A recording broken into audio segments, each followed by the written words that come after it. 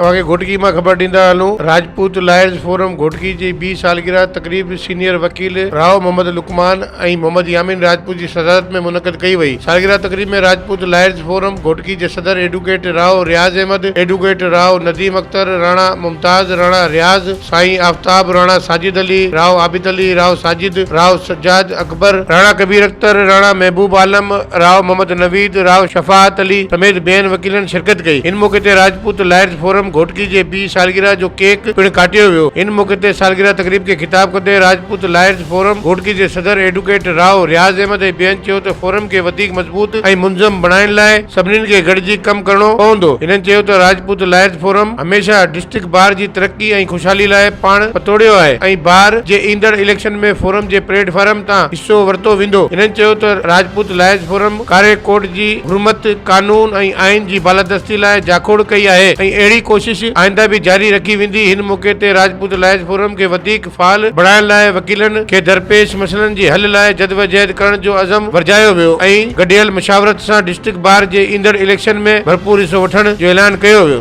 मज़ीद खबरों और तफसीलात के लिए विजिट करें हमारी वेबसाइट www.awamiNewsHD.com।